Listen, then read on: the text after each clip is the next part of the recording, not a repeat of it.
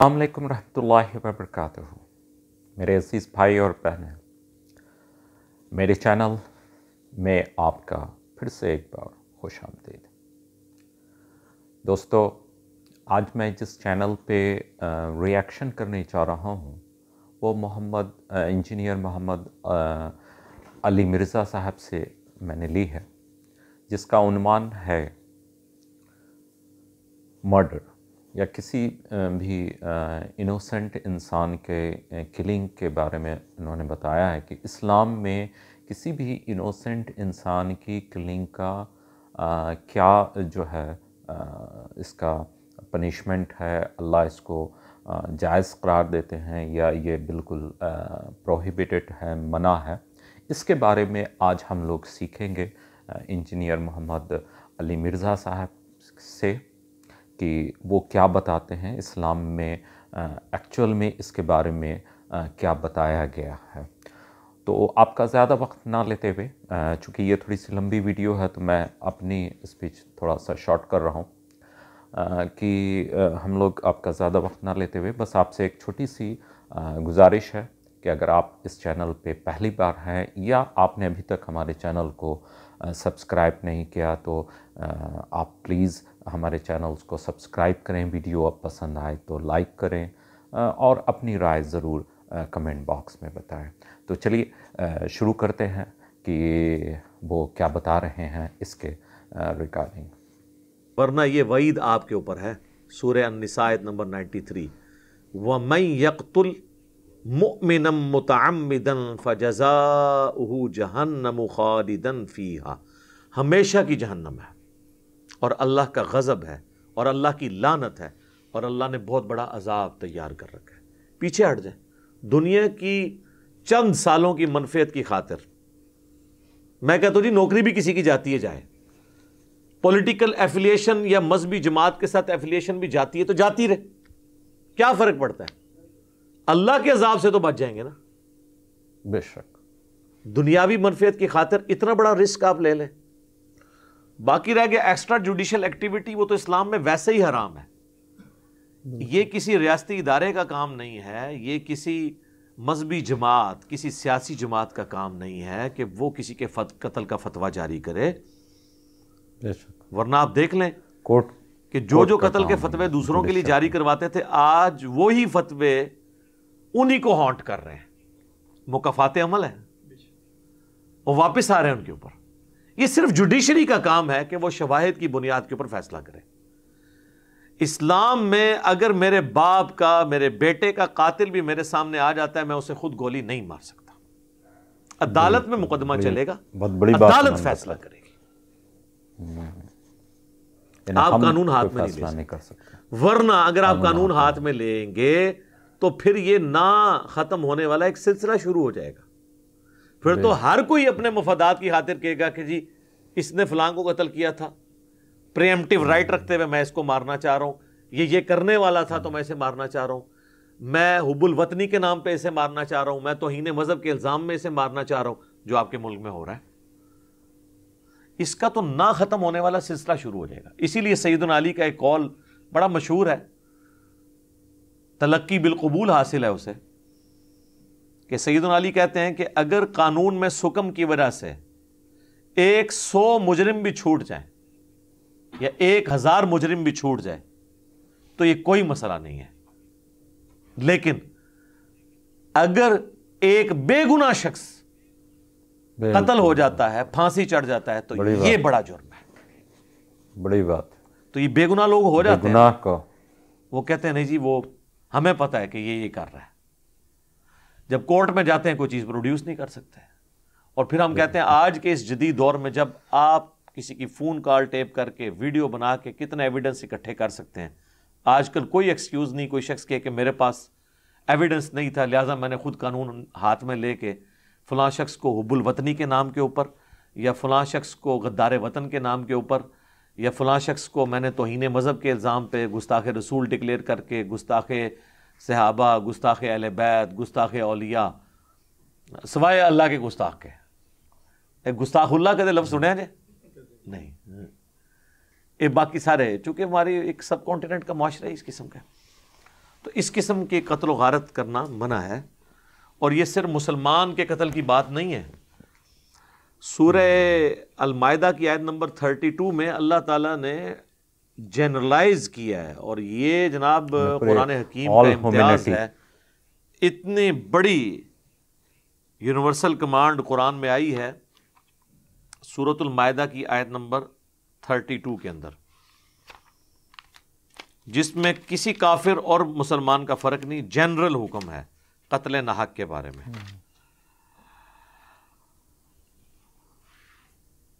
پہلے واقعہ اللہ تعالیٰ نے بیان کیا ہے آدم علیہ السلام کے 2 بیٹوں کا، جنہوں نے ایک دوسرے کو قتل کیا تھا، ایک نے دوسرے کو، قابیل نے حابیل کو قتل کیا۔ قابیل نے حابیل کو، قاتل جو تھا وہ قابیل تھا، قابیل قاتل، یہ یاد رکھنا آسان ہے، قاتل قابیل، حابیل جو ہلاک ہوا، ہلاک بھی ہے سے، حابیل بھی ہے سے۔ یہ میں نے آپ کو ایک مدنی ٹوٹکا دے دیا ہے اس کو یاد رکھنے کا، کہ قاتل اکثر لوگ بھول جاتے ہیں جی قتل کی نہیں کیتا سی، قابیل قاتل، ٹھیک ہو گیا۔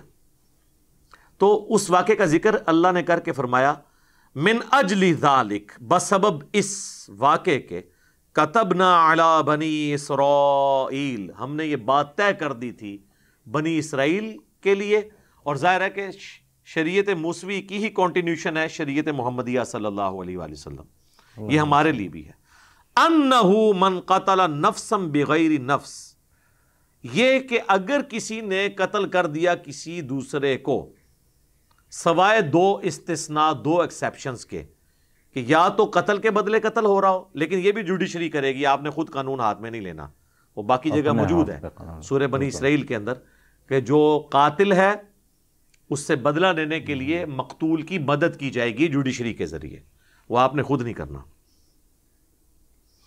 او فساد فی الارض، یا کوئی فساد فی الارض کر رہا ہو،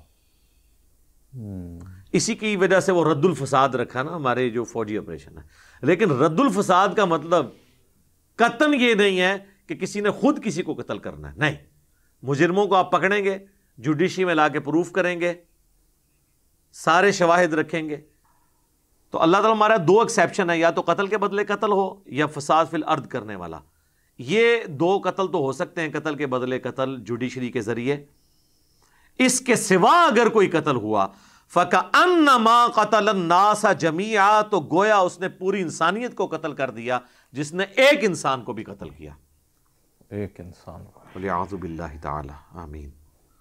وَمَنْ أَحْيَاهَا، اور جس نے کسی ایک جان کو بچا لیا، اس کی زندگی بچا لی، فَكَأَنَّمَا أَحْيَا النَّاسَ جَمِيعًا، تو گویا اس نے پوری انسانیت کو بچا لیا، پوری انسانیت۔ یہ وہ آیت کا حصہ ہے جو ہاسپٹل کے باہر لکھا ہوتا ہے، اور اندر ڈاکو بیٹھے ہوتے ہیں اکثر، یہ ڈاکٹروں نے لکھ کے لگایا ہوتا ہے نا، جس نے ایک جان بچائی گویا پوری انسانیت کو بچا لیا، اور اندر خام خواہ کے ٹیسٹ لکھتے ہیں، خام خواہ کی فیسیں بناتے ہیں، اور لوگوں کی چمڑیاں اتارتے ہیں، الا ماشاء اللہ اچھے لوگ بھی ہیں، لیکن زیادہ تر اسی طرح ہی ہیں۔ تو یہ اللہ تعالیٰ نے یونیورسل ٹروتھ بیان کر دیا اس حوالے سے کہ قتل کے بدلے قتل صرف 2 ایکسیپشن کے ساتھ ہے، اگر کسی نے قتل کیا ہے کسی کو، اس کے بدلے جوڈیشری اسے قتل کرے گی، یا پھر وہ فساد فی الارض کرنے والا ہے، زمین میں فساد مچاتا ہے، جس کی وجہ سے قتل و غارت ہوتا ہے، لوگوں میں لڑائیاں کرواتا ہے، چوری ڈاکے کرتا ہے، اور عادی مجرم ہے، تو وہ بھی پھر اس کی سزا بھی ہوگی۔ وہ فساد فی الارض کی سزا تو پھر اس حد تک آئی ہے اس سے اگلی آیت میں کہ اسے سولی دیا جائے گا، اور مخالف سمت کے اس کے ہاتھ پاؤں بھی کاٹے جائیں گے، آیت محاربہ اسے کہتے ہیں، اس سے اگلی آیت جو ہے سورۃ المائدہ کی آیت نمبر 33۔ اب یہ قتل ناحق جو ہے، یہ اللہ تعالیٰ نے اس کو ہلکا نہیں جانے دیا، قتل کے معاملے کو اس لیول تک بیان کیا ہے کہ باقی گناہوں میں تو اللہ تعالیٰ نے کہا ہے کہ تم توبہ کرو، ہم توبہ قبول کریں گے۔ حقوق العباد کے معاملے میں کہا ہے کہ اگر تمہارے ساتھ کوئی زیادتی کرتا ہے اسے معاف کر دو، لیکن قتل کے معاملے میں اللہ تعالیٰ نے اتنا سخت قانون بیان کیا ہے سورہ البقرہ کی آیت نمبر 179 میں، وَلَكُمْ فِي الْقِصَاصِ حَيَاةٌ يَا أُولِي الْأَلْبَابِ لَعَلَّكُمْ تَتَّقُونَ، اے عقل مندو، قصاص لینے میں ہی انسانیت کی زندگی چھپی ہوئی ہے تاکہ تم تقوی اختیار کر سکو. یعنی قتل کے بدلے اللہ تعالیٰ کہتا ہے کہ معافی کی اجازت تو ہے سورہ النساء کی آیت نمبر 92 کے تحت. اس چیز کی بھی اجازت ہے کہ اس کے بدلے دیت لی جائے، جو ہم پڑھ چکے سورہ النساء کی آیت نمبر 92 میں. لیکن پھر بھی پریفریبل یہ ہے کہ قتل کے بدلے قتل ہو، ڈیٹرنس کے لیے. اسلام کی سزائیں اس لیے اتنی سخت ہیں کہ سزا ایک ہو اور عبرت ہزاروں کے لیے ہو جائے. اب مجھے بتائیں، اگر زانی کو سزا ملے سنسار کی، شادی شدہ کو اور غیر شادی شدہ کو 100 کوڑوں اعلانیہ، سورہ نور میں ہے کہ سزا ہو تو اعلانیہ ہو، مسلمانوں کی ایک جماعت اسے ویٹ کرے، شاہد ہو وہاں پر، تو کچھ سوچ سکتا ہے بالکل بھی نہیں جرم کرنے کا. اس لیے آپ دیکھ لیں دنیا میں سب سے کم کرائم ریٹ جو ہے سعودیہ میں اور ایران میں ہے. سعودی وہاں پہ سزائیں دی جاتی ہیں اسلامی، سر عام قاتل کو قتل کیا جاتا ہے. جمعے کی نماز کے بعد باقاعدہ ڈکلیئر ہوتا ہے فلاں جگہ پہ، وہ گردن سب کے سامنے اتاری جاتی ہے. اور جنہوں نے ایک دفعہ منظر دیکھا ہے نا، وہ کہتے ہیں کئی دن نیند نہیں آتی. پھر یہ فلموں میں ڈراموں میں آپ دیکھ سکتے ہیں قتل ہوتے ہوئے، سامنے کسی بندے کو یوں قتل ہوتے دیکھ لینا تو بڑے بڑے لوگوں کے ہوش ٹھکانے آ جاتے ہیں. یہ اللہ نے ڈیٹرنس اس لیے رکھی ہے. آج ہم نے بھی مانا ہے، آپ کو پتا پاکستان نے کمٹ کیا ہوا تھا کہ ہم نے جو ہے وہ یورپین یونین کو خوش رکھنے کے لیے، چونکہ ان کا یہ کہنا ہے کہ جی آپ قتل کی سزا کو موقوف کر دیں، اس کو سسپینڈ کر دیں، معطل کر دیں، اس کے بدلے آپ عمر قید رکھ لیں، کسی کی جان نہ اسے لیں. ہاں اس کی جان نہ لیں جس نے دوسرے کی جان لے لی ہوئی ہے، دوسرے کی جان لے لی. ایگزیکٹلی کافی عرصہ پاکستان میں پھانسی کی سزا ختم تھی. یہ جب دہشت گردوں والا ایشو شروع ہوا، ضرب عصب اور رد الفساد، پھر فوجی عدالتیں بنائی گئیں، اور آئے دن آپ ٹی وی میں خبر سنتے ہیں کہ آرمی چیف نے اتنے دہشت گردوں کی سزائے موت کے اوپر سگنیچر کر دیے اور ان کو فلاں تاریخ کو پھانسی دے دی جائے گی یا دے دی گئی. تو ہم نے خود یہ لرن کر لیا ہے، اور اس کی وجہ سے آپ دیکھ رہے ہیں کہ کافی حد تک دہشت گردی ایڈریس ہو گئی ہے. پہلے دہشت گردوں کو یہ امید ہوتی تھی اگر ہم پکڑے بھی گئے نا تو ہمارے ساتھی آ کے ہمیں جیل سے چھڑا کے لے جائیں گے، اور ظاہر ہے ادھر تو چھڑا کے لے بھی جاتے ہیں، تو لوگوں کو امید لگ جاتی تھی. لیکن قرآن کہہ رہا ہے کہ قصاص کے اندر زندگی چھپی ہوئی ہے، قصاص لیں گے تو معاملات آگے چلیں گے. ادروائز قتل کے بدلے قتل والا معاملہ اگر نہیں ہوگا تو قاتل کو شاید ملتی رہے گی اور وہ قتل کرتا رہے گا کسی بھی کرائم کرنے والے کو. آج ہم نے پریکٹیکلی لرن کیا ہے کہ اسلام کی سزاؤں کے اندر کتنی بڑی حکمت چھپی ہوئی ہے. آپ کو پتہ ہے ہمارے ایک پاکستان میں بہت بڑے صحافی ہیں، انہوں نے بھی جناب ایک پورا مضمون لکھ دیا تھا کہ یہ جو اعلانیہ سزائیں جو ہیں یہ ظالمانہ طریقہ ہے، اس سے نیگیٹو سائیکالوجی ڈیولپ ہوتی ہے. پھر میں نے ان کے جواب میں ویڈیو ریکارڈ کرائی تھی کہ خدا کے لیے، تو سورہ نور میں اللہ تعالیٰ نے فرمایا کہ اعلانیہ سزا دی جائے گی تاکہ ڈیٹرنس ہو. یہ آپ کس طرح کہہ سکتے ہیں یہ ظالمانہ سزائیں؟ اور ماشاءاللہ ان کے آپ بھاشن سنیں تو وہ قرآن و حدیث اس طرح بیان کر رہے ہوتے ہیں جیسے انہوں نے بڑی تحقیق کی ہوئی ہے. یہ حال ہے ان لوگوں کا. بہرحال یہ قتل والا ایشو اتنا کریٹیکل ہے کہ بخاری اور مسلم دونوں میں حدیث ہے کہ قیامت والے دن سب سے پہلے قتل کے مقدمے کا فیصلہ ہوگا. سر اللہ، ابو داؤد میں ایک حدیث ہے کہ سب سے پہلے نماز کے بارے میں سوال ہوگا، اور بخاری مسلم میں یہ ہے کہ سب سے پہلے قتل کے مقدمے کا فیصلہ ہوگا. کیوں؟ حقوق العباد میں اس سے بڑی کوئی چیز نہیں ہو سکتی. تو اس کی تطبیق یہ ہے کہ اللہ کے حقوق میں پہلی چیز نماز ہے جو پوچھی جائے گی، اور بندوں کے حقوق میں پہلی چیز قتل ناحق والا معاملہ ہوگا. اس لیے اگر کسی سے کوئی اس طرح کی غلطی ہو گئی ہے تو وہ اس کے لواحقین سے معاف کروا دے، یا پیسے دے کے معافی تلافی اس دنیا میں کر لے. آخرت میں آپ سن چکے ہیں ہمیشہ کی جہنم ہے، اور اس میں یہ نہیں ہے کہ وہ مسلمان گناہ گار تھا، نیکوکار تھا، وہ مسلمان سنی تھا، شیعہ تھا، وہابی تھا، کیا تھا، نہیں، وہ کسی بھی مکتب فکر سے تعلق رکھتا تھا، ایون کوئی انسان بھی تھا. صحیح بخاری میں حدیث ہے جس نے کسی کافر کو بھی قتل کر دیا جو ذمی تھا. یہاں پہ جتنے کافر ہیں وہ ذمی ہیں، جو ہمارے ملک میں ٹیکس دے کر پاکستان میں رہ رہے ہیں، ان سے معاہدہ ہے ہمارا کہ ان کی جان مال عزت آبرو کی حفاظت ہماری حکومت نے کرنی ہے۔ بخاری کے الفاظ ہیں، جس نے ذمی کافر کو بھی قتل کیا اس پہ جنت حرام ہے، اسے جنت کی خوشبو بھی نہیں آئے گی، حالانکہ جنت کی خوشبو 40 سال کی مسافت سے آ رہی ہوگی۔ یعنی قیامت کا دن قرآن میں ہے نا 50,000 سال کا دن ہے، تو 40 سال پہلے ہی جنت کی خوشبو آنا شروع ہو جائے گی۔ لیکن جس نے کسی کافر کو بھی ناحق قتل کیا ہوا، جو ذمی کافر تھا، مسلمان ریاست میں رہتا تھا ٹیکس دے کے یا جزیہ دے کے، تو اسے خوشبو نہیں آئے گی۔ یہ حدیثیں بخاری شریف میں نے تو دریافت نہیں کی، یہ پہلے کی لکھی تھی۔ تو پاکستان میں جب ہندوؤں کے اوپر حملے ہوتے ہیں، عیسائیوں کی بستیاں جلا دی جاتی ہیں، اس وقت ہمارے علماء کہاں سوئے پڑے ہوتے ہیں؟ اس وقت ان کو خیال نہیں آتا یہ قتل ناحق ہو رہا ہے، اور ہم لوگ بھی سمجھتے ہیں شاید کوئی جانور مر گیا یا عیسائی مر گیا یا ہندو مر گیا تو برابر ہے۔ انسان ہے یار، انسان کی حرمت ہے، یہ انسانیت دو چیزوں پہ ہی تو قائم ہے، حرمت جان اور حرمت مال۔ کوئی معاشرہ حرمت جان اور حرمت مال کے بغیر رہ نہیں سکتا، جو سیدنا علی کا قول ہے جسے تلقی بالقبول حاصل ہے کہ معاشرہ بغیر مذہب اور دین کے تو چل سکتا ہے، بغیر انصاف کے نہیں چل سکتا۔ آج یورپ اور امریکہ کے معاشرے چل رہے اس لیے ہیں کہ وہاں پہ انصاف ہے، بڑے سے بڑا آدمی بھی کٹہرے میں لا کے کھڑا کیا جاتا ہے۔ آپ کو پتہ نہیں ڈیوڈ کیمرون جب ایک ہاسپٹل میں داخل ہوئے، ایکس پرائم منسٹر، تو وہاں کے ڈاکٹر نے اس کو نکال دیا تھا وہاں سے۔ یہاں پرائم منسٹر کا وزٹ ہو تو مریضوں کو بستروں سمیت اٹھا کے لے جاتے ہیں وہاں پہ کھلے شو کرنے کے لیے۔ ڈاکٹر تو سوچ نہیں سکتا پرائم منسٹر کو ڈانٹنے کا، لیکن وہاں پہ اس لیے سوچ سکتا ہے کہ اس کو پتا ہے کہ میں ڈیوٹی کر رہا ہوں جو اسٹیٹ نے میری ڈیوٹی لگائی ہے، پرائم منسٹر کا باپ بھی آ کے مجھے اس ڈیوٹی سے نہیں روک سکتا، اور اگر پرائم منسٹر میرے ساتھ کچھ کرے گا تو میں عدالت میں جاؤں گا، الٹا پرائم منسٹر کو ارجانہ دینا پڑ جائے گا، وہ اس کی نوکری فارغ ہو جائے گی، تو انہیں عدالت لگ جائے تو وہ خود فارغ ہو جائے گا۔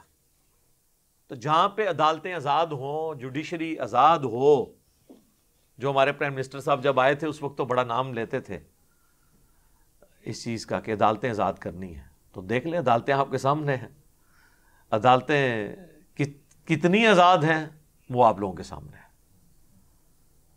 عدالت کو آزاد کرنا، جوڈیشری کو آزاد کرنا یہ ضروری ہے۔ سنن ابی داؤد میں ایک حدیث ہے، نبی صلی اللہ علیہ وآلہ وسلم نے فرمایا کہ اللہ تعالیٰ یا تو شرک کو معاف نہیں کرے گا یا کسی مومن کے ناحق قتل کو معاف نہیں کرے گا۔ اللہ، وہ جو سورہ النساء میں 2 دفعہ ہے نا، 48 نمبر آیت اور 116 میں، ان اللہ لا یغفر ان یشرک بہ ویغفر ما دون ذلک لمن یشاء، اللہ شرک کو معاف نہیں کرے گا، اس کے علاوہ ہر گناہ معاف کر دے گا جس کے لیے چاہے گا۔ اس کا مطلب ہے کہ کوئی ایسا گناہ بھی ہو سکتا ہے کہ اگر اللہ نہ چاہے تو نہ معاف کرے، جی ہو سکتا ہے قتل ناحق، اللہ پابند کوئی نہیں ہے اس کو معاف کرنے کا۔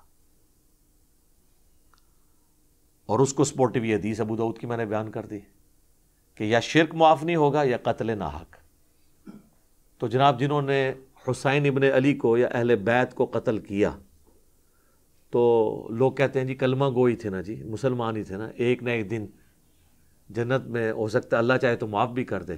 تو سر اس کے ساتھ یہ بھی بولا کریں کہ اللہ چاہے تو معاف نہ بھی کرے، کیونکہ ابو داؤد کی حدیث ہے یا قتل ناحق مومن کا معاف نہیں ہوگا یا شرک معاف نہیں ہوگا، تو دونوں چانسز ہیں۔ اور یہ اتنا کریٹیکل ایشو ہے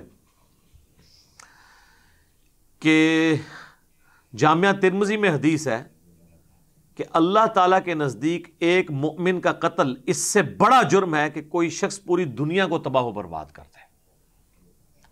اور اس کو سپورٹیو ایک روایت ہے ترمذی میں ہی، وہ اصول محدثین پر کمزور ہے لیکن اسے سپورٹیو اور حدیثیں بھی ہیں، کہ اگر زمین و آسمان کی ساری مخلوقات مل کر کسی ایک مومن کو قتل کرتے ہیں تو اللہ اس چیز کی پرواہ نہیں کرے گا کہ یہ ساری مخلوقات جہنم میں جا رہی ہیں، اللہ زمین و آسمان کی ساری مخلوقات کو جہنم میں پھینک دے گا ایک مومن کے قتل کے بدلے میں۔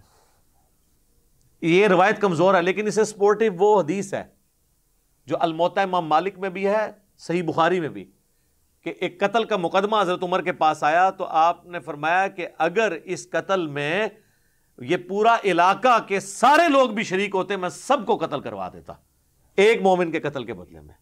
تو یہ حدیث ٹھیک ہے، بعض اوقات حدیث کی سند کمزور ہوتی ہے، متن اس کا درست ہوتا ہے۔ اس کو سپورٹو وہ حدیث بھی ہے جو جامعہ ترمذی میں بھی ہے، سنن ابن ماجہ میں بھی موقوفاً روایت اس کی ذرا مضبوط ہے کہ عبداللہ بن عمر بن عاص خانہ کعبہ کی طرف دیکھ کے کہتے ہیں کہ تیری خوشبو بڑی اچھی ہے، لیکن ایک مومن کی حرمت اللہ کے نزدیک تجھ سے بھی بڑھ کر ہے۔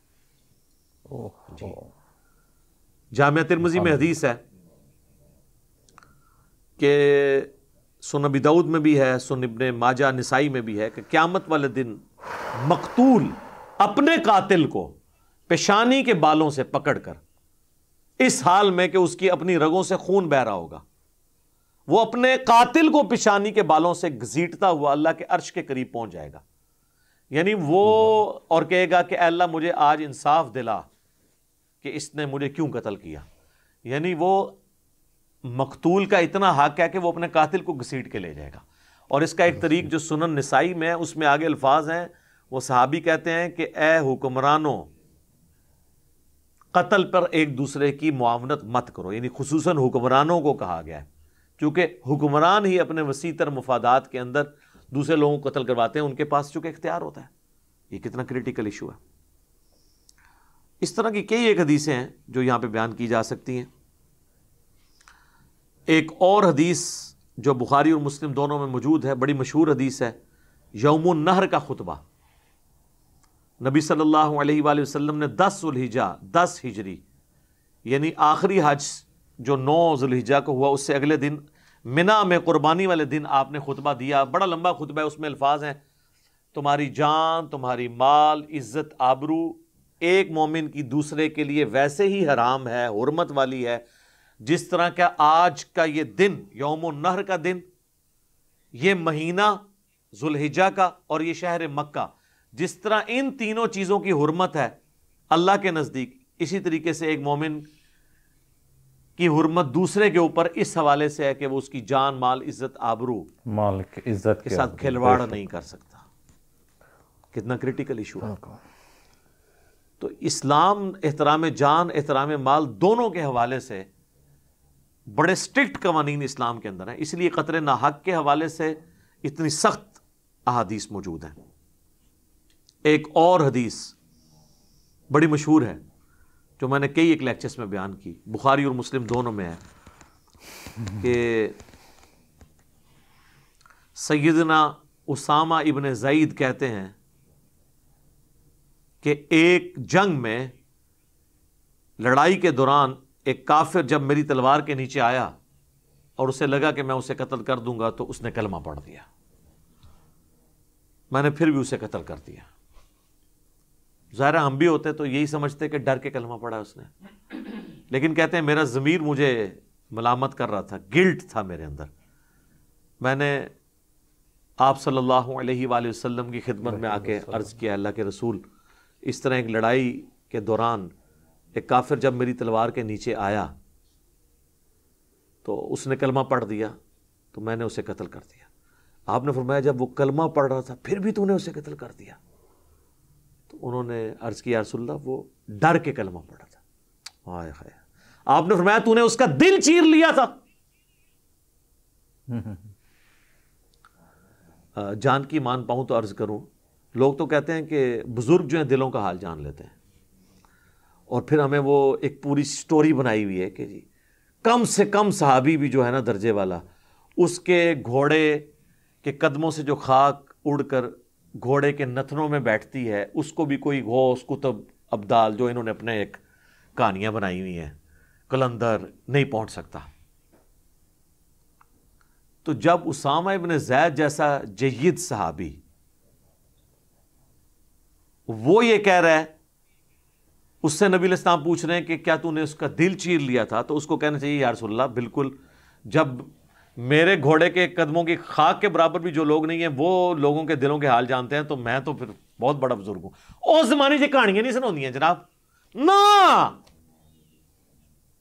نہ بنتی ہے نا، ادھر سب کہانیاں بنائی ہوئی انہوں نے۔ پھر نبی علیہ السلام نے فرمایا اسامہ تو کیا کرے گا جب وہ شخص کلمہ پڑھتا ہوا اللہ کے حضور تیرے خلاف مقدمہ قائم کر دے گا۔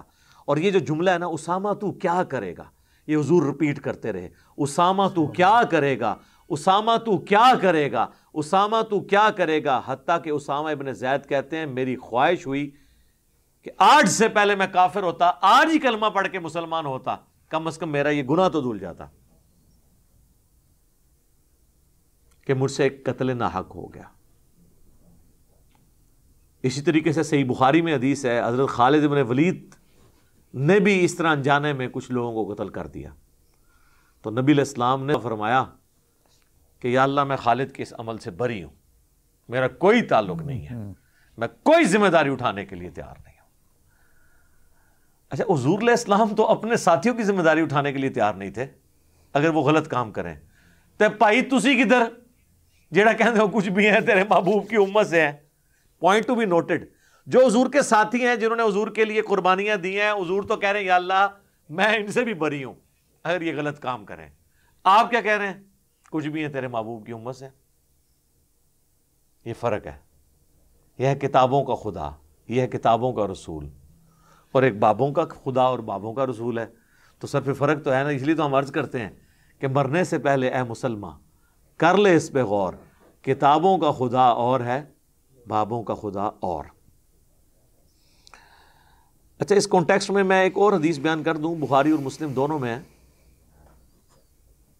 جس کو لوگ مس یوز کرتے ہیں، انما الاعمال بالنیات، یہ بخاری کی پہلی حدیث ہی یہی ہے، ایون مشکات میں بھی پہلی حدیث یہی ہے، مقدمے میں انہوں نے لی ہے کہ اعمال کا دار و مدار نیتوں پر ہے۔ تو جو لوگ ایکسٹرا جوڈیشل ایکٹیویٹیز کرتے ہیں حب الوطنی کے نام کے اوپر یا توہین مذہب کے نام کے اوپر، وہ اکثر یہی لیم ایکسکیوز کہتے ہیں کہ اگر ہم نے ناحق بھی کسی کو قتل کر دیا تو وہ جنت میں ہی پہنچ گیا، جی اس کو جزا مل جائے گی، لیکن چونکہ ہماری نیت صاف تھی ہمیں بھی اللہ تعالیٰ نہیں پوچھے گا۔ نہ، اس طرح نہیں ہونا، یہ نیت صاف ہونا صرف نیک عمل کے لیے، برے عمل کے لیے نہیں ہے۔ برا عمل چاہے اچھی نیت سے ہو یا بری نیت سے، وہ حرام ہی ہے۔ ہاں، نیک عمل اگر اچھی نیت سے ہو تو ثواب، اور بری نیت سے ہو تو گناہ بھی ہوگا اور وہ عمل بھی ضائع ہو جائے گا، کیونکہ یہ حدیث پوری یوں ہے کہ اعمال کا دار و مدار نیتوں پر ہے۔ جو شخص اللہ اور اس کے رسول کے لیے ہجرت کرے، اس کی ہجرت اللہ اور اس کے رسول کے لیے لکھی جائے گی، اور جس نے ہجرت کی دنیاوی کسی کاروبار کی خاطر یا کسی عورت سے نکاح کی خاطر، اب یہ دونوں کام حلال ہیں، کاروبار کرنا بھی اور نکاح کرنا بھی۔ نبی علیہ السلام کے زمانے میں بھی بعض لوگوں نے ہجرت اسی چکر میں کر لی کہ کوئی کہیں ارادہ رکھتا تھا شادی کا، تو وہ عورت ہجرت کر کے مدینے آئی تو دوسرا شخص بھی اس کے پیچھے ہی آ گیا۔ تو نبی علیہ السلام نے کلیریفائی کیا کہ اگر کسی نے عورت سے نکاح کی خواہش میں یا کاروبار کے لیے نیت کی ہے تو اس کی نیت پھر اس کے لیے لکھی جائے گی، اس کو ایکسٹرا آرڈنری ثواب نہیں ہوگا۔ تو یہ حلال کام کی بات ہو رہی ہے۔ یہ انما الاعمال بالنیات آدھی حدیث پڑھتے ہیں، پوری حدیث پڑھیں تو صحیح، لہذا اس کو مس یوز نہیں کر سکتے۔ برا عمل چاہے اچھی نیت سے ہو یا بری نیت سے، وہ حرام ہے، اس کو ہم بالکل سپورٹ نہیں کرتے ہیں۔ اور آخری بات اس میں، قتل ناحق کسی مسلمان کا ہو، کافر کا ہو، سب کو کنڈیم کرنا چاہیے۔ یہ اکثر جب کافروں کے مرنے کی خبر آتی ہے تو مسلمان خوش ہو جاتے ہیں، یہ غلط بات ہے۔ اور بڑے فخریہ ہمارے بھی علماء بتا رہے ہوتے ہیں، جی ہٹلر نے 60 لاکھ یہودی قتل کر دیے، ہولوکاسٹ کہتے ہیں۔ چلے محتاط اندازہ بعض لوگ کہتے ہیں نہیں 60 نہیں تھے، 6 لاکھ تھے، چلے 6 لاکھ بھی کوئی چھوٹا فگر تو نہیں ہے۔ دوسری جنگ عظیم میں اس نے 100 فیکٹریز بنائی تھی، باقاعدہ انسانوں کو قتل کرنے کے لیے فیکٹریاں، یہودیوں کو۔